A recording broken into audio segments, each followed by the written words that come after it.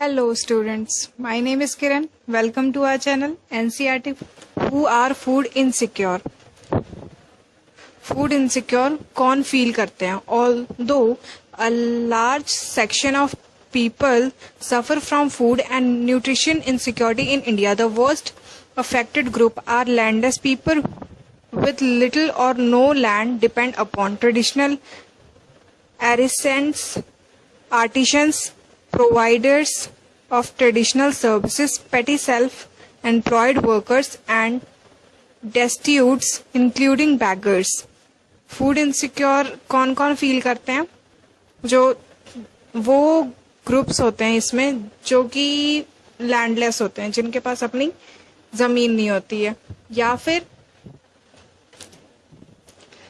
फिर जो भिखारी वगैरह होते हैं वो. ठीक है, नेक्स्ट है. In the urban area, the food insecure families are those whose working members are generally employed in ill-paid occupation and casual labor's market. ज़्यादातर और अर्बन एरियाज में कौन से होते हैं? वो लोग होते हैं जो कि जॉब तो कर रहे होते हैं लेकिन इल पेड ऑक्यूपेशन, जैसे कि बहुत कम वेज जिसमें मिलती है, जैसे साफ सफाई का काम कर लिया या घर पे झाड़ू पोछे का कर लिया, ऐसे ये सारे जो काम होते हैं उनको इल पेड वर्क कहा जाता है. या फिर मार्केट में कोई छोटा मोटा लेबरी का काम कर लिया, वो लोग होते हैं. ठीक है, these workers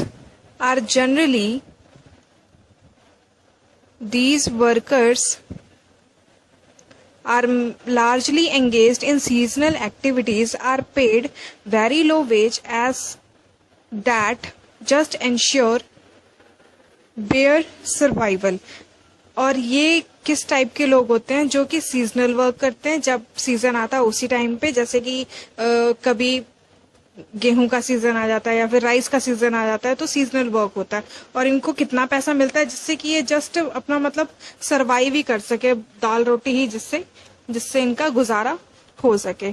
तो नेक्स्ट उसके बाद है स्टोरी ऑफ रामू. अब हमने ये जो अभी हमने पढ़ा वो हमने एक किसी पर्टिकुलर बंदे की स्टोरी से मैच करके देखना है कि कैसे वो हो रहा है. Ramu works as a casual labour in agriculture in Raipur village. Ramu क्या करता था? रायपुर विलेज में क्या था? एक लेबर था, एग्रीकल्चर लेबर, जो कि खेतों में काम करते हैं मजदूरी पर. His elder son Samu, who is 10 years old, also work as a pali to look after the cattle of the sarpanch of the village, Satpal Singh. और क्या था? उसका जो बेटा था 10 साल का, जिसका नाम था सोमू नाम का जो बेटा था, वो क्या करता था? सरपंच की जितनी भी कैटल्स वगैरह होती थी उसको वो क्या करता था? उनकी देखभाल करता था. Somu is employed for the whole year by the sarpanch and he is paid a sum of ₹1000 for his work. Somu ने को क्या हुआ था? पूरे 1 साल के लिए सरपंच ने काम दिया था और ये काम उसको कितने में मिला था? 1000 में.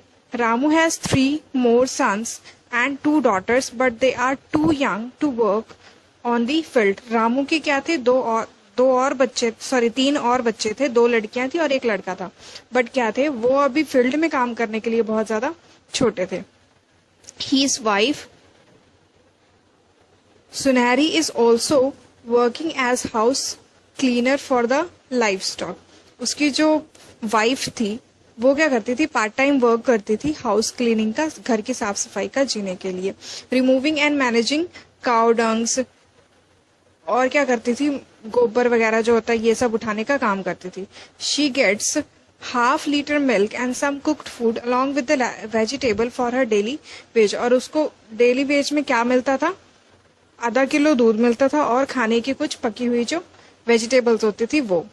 Besides she also work in the field along with her husband in the busy season and supplement his earning. और इसके अलावा वो क्या करती थी? जब सीजन बहुत ज्यादा होता था, मान लो मतलब बहुत ज्यादा काम है, तो उस टाइम पे क्या होता था? उसकी वाइफ उसकी हेल्प करती थी और उसकी अर्निंग को बढ़ाती थी. Agriculture being a seasonal activity employs Ramu only during time of sowing.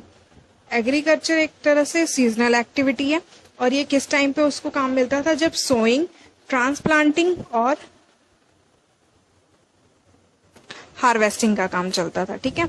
He remains unemployed for about 4 months during the period of the plant consolidation and maturing in a year.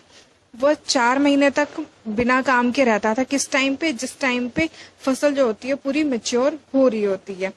He look for work in other activity. उस time पे उसको और जगह कहीं अपना काम देखना पड़ता था। Some time he get employment in the bricks laying और in the construction activity in the village. कई बार क्या होता था, विलेज में कोई कंस्ट्रक्शन का वर्क चल रहा था, उसमें उसको काम मिल जाता था। By all this efforts Ramu is able to earn enough either in case or kind for him to buy essential for 2 square meals for his family। इससे क्या होता था, रामू इतना काम करने के बाद भी वह अपनी फैमिली के लिए सिर्फ 2 टाइम का खाना ही जुटा पाता था, उससे ज्यादा नहीं। However, during the days when he is unable to get some work, he and his family really face difficulties। Sometimes his small kids have to sleep without food। क्या होता था, कई बार जब उसको कहीं काम नहीं मिलता था तो उसकी फैमिली को बहुत ज्यादा दिक्कतों का सामना करना पड़ता था। कई बार क्या होता था, उसके जो बच्चे होते थे, जो छोटे छोटे बच्चे होते थे, वो बिना खाए ही सो जाते थे। Milk and vegetable are not a regular part of the meal in the family. उसकी फैमिली में, रामू की फैमिली में क्या था, मिल्क और वेजिटेबल डेली वे में नहीं होते थे। कभी कभार अगर मिल गए तो मिल गए, ऐसा होता था। ऐसा नहीं कि वो एक कोई न्यूट्रिशनल डाइट नहीं लेते थे। Ramu is food insecure during 4 months when he remained unemployed because of the seasonal nature of agriculture work. इन 4 महीनों में रामू क्या होता था, पूरी तरह से अनएम्प्लॉयड होता था। किसकी वजह से? एग्रीकल्चर के वर्क की वजह से, क्योंकि 4 महीने तक फसल ने अपने पकने का टाइम लेना ही लेना है। तो उस टाइम पे क्या होगा, रामू को कोई काम नहीं मिलता था, वो पूरी तरह से फ्री होता था। तो इसमें आपने, इस स्टोरी में आपने क्या देखा, हमने इसकी जो हेडिंग थी वो थी हु आर फूड इनसिक्योर। ठीक है, कौन से लोग होते हैं जिनको फूड की इनसिक्योरिटी होती है। तो हमने देखा कौन से लोग होते हैं। ठीक है, रामू को काम मिलता था, बट इन 4 महीनों में उनको बहुत ज्यादा इस प्रॉब्लम से वो जूझते थे, फूड इनसिक्योरिटी से। किसकी वजह से? क्योंकि उन्हें कहीं काम ही नहीं मिलता था। काम नहीं मिलता था तो उनके पास पैसे नहीं होते थे, और ये जो वो काम करते थे उससे उनको उतना ही पैसा मिलता था जिससे कि वो अपनी एक दिन की स्क्वायर मील्स, मतलब दोनों टाइम का जो रोटी होती है वो तैयार कर सके। उनके पास कुछ भी सरप्लस नहीं बचता था जो वो आगे के लिए बचा के रख लें कि हाँ बुरे समय में काम आएगा।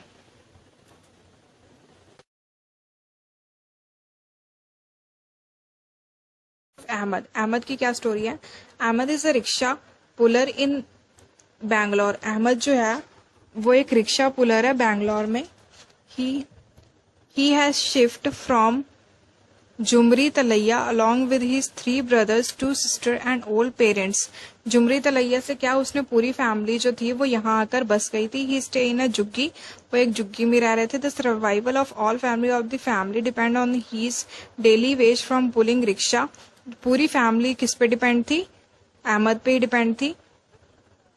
However, he doesn't have a secured employment and he is earning fluctuate every day। उसकी जो इनकम थी वो, एक तो वो सिक्योर्ड एम्प्लॉयमेंट नहीं था, मतलब कि कभी काम होगा कभी नहीं होगा, और जो उसकी इनकम होगी वो भी कभी कम होती थी कभी ज्यादा होती थी। During some days he got enough earning of him to save some amount after buying all his day to day necessities. कई बार क्या होता था, उसको थोड़ा ज्यादा पैसा मिल जाता था कि वह दिन की जितनी भी नेसेसिटीज होती थी उसको खरीदने के बाद भी उसके पास काफी पैसा बच जाता था, जिसको वो क्या करता था, सेव करके रख लेता था। On other days he is barely earn enough to buy the daily necessity. और कुछ ऐसे दिन होते थे कि वह बहुत मुश्किल से डेली नेसेसिटी की चीजें जो होती थी वो खरीद पाता था।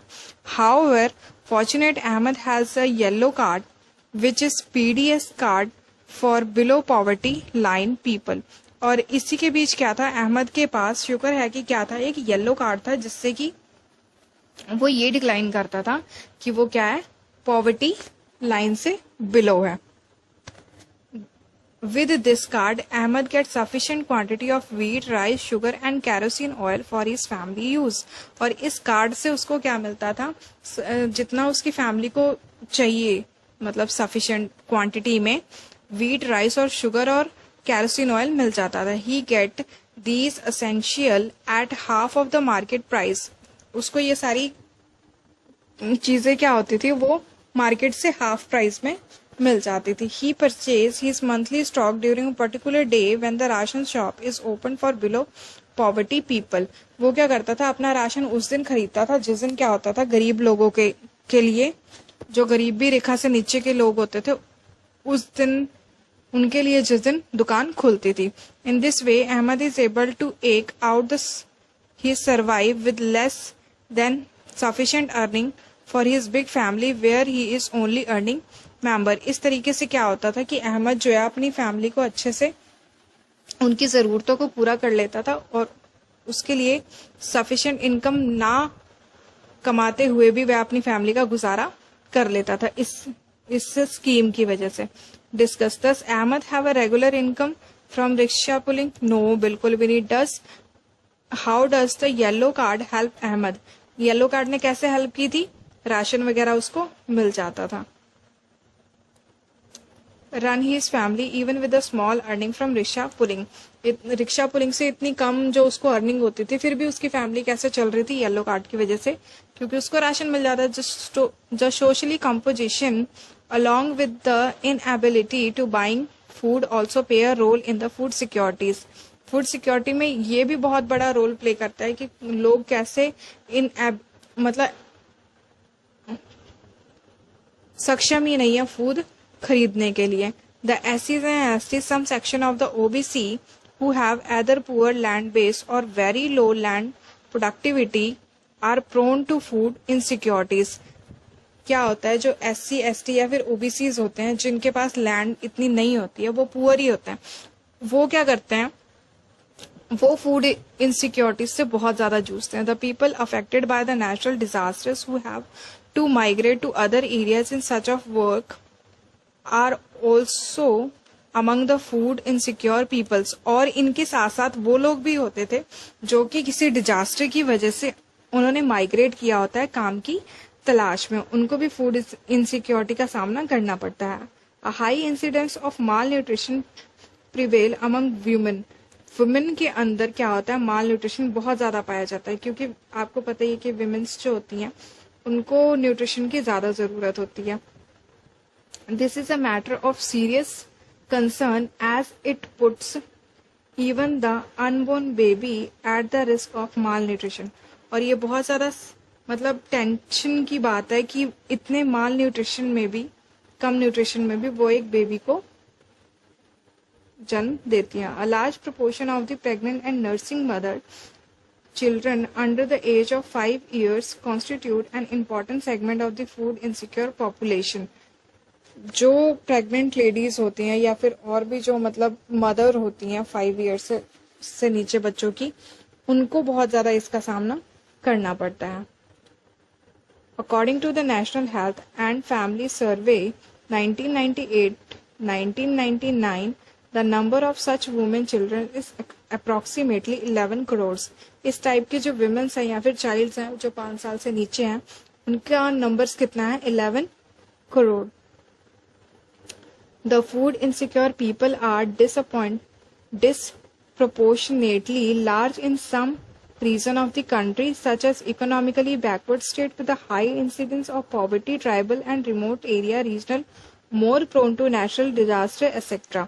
क्या होता है फूड इनसिक्योरिटीज में, एक तो ये बैकवर्ड, इकोनॉमिकली बैकवर्ड लोग भी होते हैं, शेड्यूल ट्राइब्स के भी लोग होते हैं, या फिर जो बहुत दूर दूर लोग रहते हैं ना फूड से, जैसे हमने बोला था असेसिबिलिटी, ठीक है, यहाँ पर वो पॉइंट लाई करता है.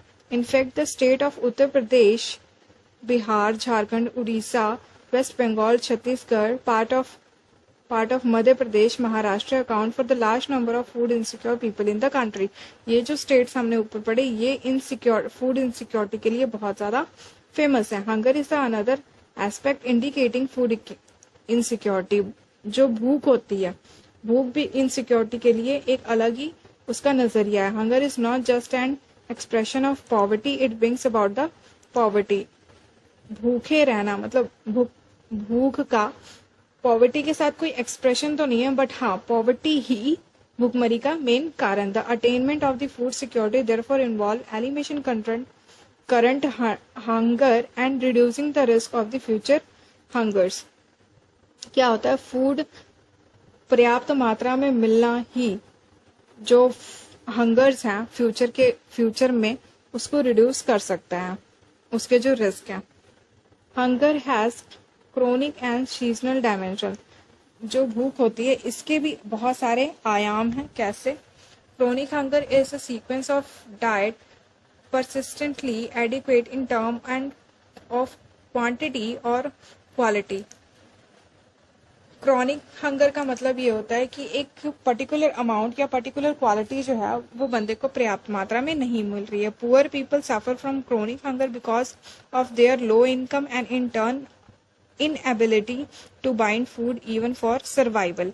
जो गरीब लोग होते हैं वो लोग इससे ज़्यादा सफ़र करते हैं क्योंकि उनके पास इतने पैसे नहीं होते कि वह कोई अच्छा फूड खरीद सके अपने सर्वाइवल के लिए। Seasonal hunger is related to the cycle of the food growing and harvesting. और सीजनल हंगर किस टाइप के होते हैं? ग्रोइंग एंड हार्वेस्टिंग टाइप के। मतलब जैसे मान लो कोई छोटा फार्मर है, उसने क्या किया कि अपनी वीट की फसल उगाई है सीजनल में, ठीक है। तो अगले साल वो सीजन आते आते क्या हुआ कि इनफॉर्चुनेटली कुछ भी ऐसा हुआ जिसकी वजह से फूड जो है वो कम हो गया, ठीक है। तो अब क्या होगा कि उसको अब हंगर का सामना करना पड़ेगा, भुखमरी का सामना करना पड़ेगा। This is prevalent in the rural areas because of the seasonal nature of the agriculture activity in urban areas because of the casual labor, that is there is a less work for casual construction of labor during the rainy season। गांव में क्या होता है, वहां पर तो agriculture activities होती हैं। जिस टाइम पे मान लो हार्वेस्टिंग नहीं हो रही उस टाइम पे लोगों को काम नहीं मिलेगा। और शहरों में क्या होता है, जिस बारिश के मौसम में कंस्ट्रक्शन का काम नहीं चलता, उस टाइम पे लेबर्स जो होती है वो बेकार बैठी रहती हैं, उस टाइम पे उन्हें हंगर का सामना करना पड़ता है। This type of hunger exist when a person is unable to get work for the entire year. और इस टाइप की जो हंगर होती है वो कब एग्जिस्ट होती है? जब पर्सन को पूरे ईयर के लिए कोई काम नहीं मिलता। ये एक टेबल है टाइप ऑफ हंगर्स, किस टाइप के हंगर्स होते हैं उसके लिए। The percentage of seasonal as well as chronic hunger has decline in the India as shown in the above table. इन कुछ ड्यूरिंग ईयर्स में क्या हुआ है कि जो क्रोनिक हंगर और सीजनल हंगर है वो काफ़ी हद तक कम हुई है। India is aiming to self sufficient in the food grain since independence. जब से इंडिया को आज़ादी मिली है तब से क्या है कि इंडिया ने फूड ग्रेन जो है वो पूरी तरह से सफिशिएंट बनाने की पूरी कोशिश की है। एमिंग, उसका एम यही रहा है। After independence the Indian policy maker adopt all measures to achieve self sufficiency in the food grains. आज़ादी के बाद जो हमारे पॉलिसी मेकर्स थे उन्होंने क्या किया, पूरा अपना मतलब जोर लगाया, मेजर्स वगैरह किए कि food self sufficiency food grains की जाए। India adopt a new strategy in agriculture which result in the green revolution specially in the production of the wheat and rice. India ने क्या किया, एक नवी स्ट्रेटजी अपनाई एग्रीकल्चर के लिए, जिसने क्या रिजल्ट दिया, ग्रीन रेवोल्यूशन का, जिस टाइम पे बहुत ज्यादा व्हीट एंड राइस प्रोड्यूस हुई थी। Indira Gandhi the then prime minister of the India, उस टाइम पे कौन प्राइम मिनिस्टर थी? Indira Gandhi. Officially record the impressive strides of green revolution at agriculture by releasing the special stamp entitled wheat revolution। Indira Gandhi ने क्या किया था, इसको नोट किया था, ये जो रेवोल्यूशन हुआ था ग्रीन रेवोल्यूशन, और इसको उन्होंने क्या नेम दिया था, व्हीट रेवोल्यूशन, इन जुलाई 1968 में। The success of the wheat was later replicated in the rice. और यही सक्सेस जो हुई, पहले तो व्हीट में हुई थी ये सक्सेसफुल, ठीक है, ये जो मॉडर्न फार्मिंग के मेथड्स हुए थे। देन फिर उसके बाद जब राइस की खेती की गई तब भी यही सेम प्रोसीजर अपनाया गया, जिसने इसमें भी काफी ज्यादा सक्सेस हासिल की। The increase in the food grain was however disproportionate. ये जो फूड ग्रेन जो हुआ था ये बहुत ज्यादा डिसप्रोपोर्शनेट था, मतलब इक्वली नहीं था।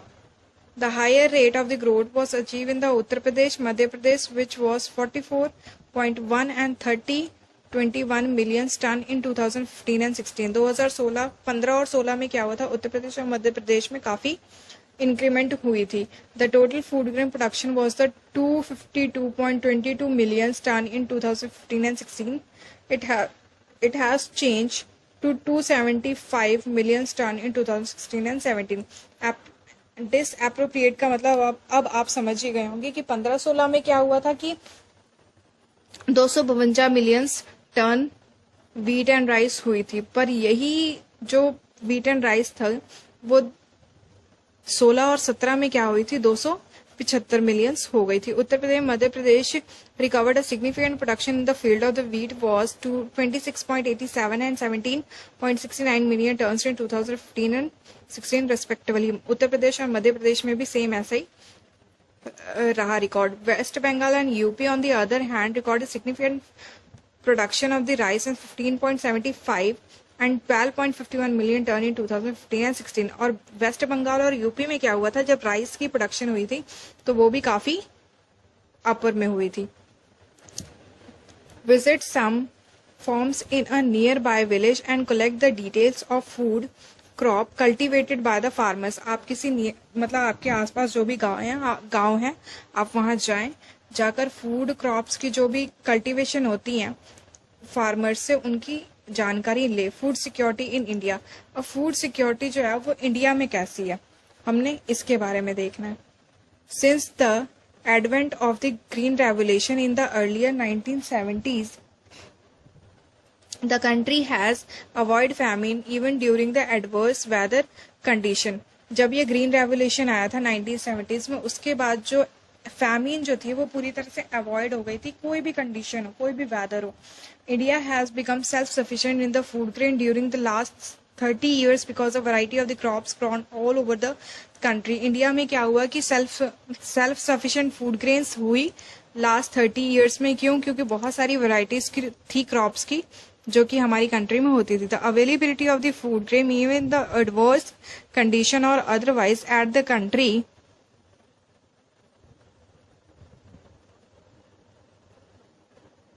level has further been ensured with a carefully designation food security system by the government। हमारे इंडिया में क्या हुआ था कि अवेलेबिलिटी फूड की हो गई थी किसी भी कंडीशन में, कैसे भी वर्स्ट कंडीशन हो, गवर्नमेंट के द्वारा। This system has two component, buffer stock and public distribution of system. इसके क्या थे, इसके दो कंपोनेंट थे, buffer stock and public distribution system की पब्लिक में किस तरीके से डिस्ट्रीब्यूशन की जाएगी। और ये ग्राफ है 4.1 production of food grains in India किस टाइप से हुआ था, ये सारा ग्राफ में बताया हुआ है। इसके अकॉर्डिंग आपने इन क्वेश्चंस के आंसर देने हैं। यह आपका एज अ होमवर्क टाइप आप कह सकते हैं। इसको आपने अच्छे से रीड करना है। और आज का टॉपिक यहीं पे खत्म होता है। इससे आगे जो भी टॉपिक्स हैं वो हम अगली नेक्स्ट वीडियो में करेंगे। Thanks for watching this video.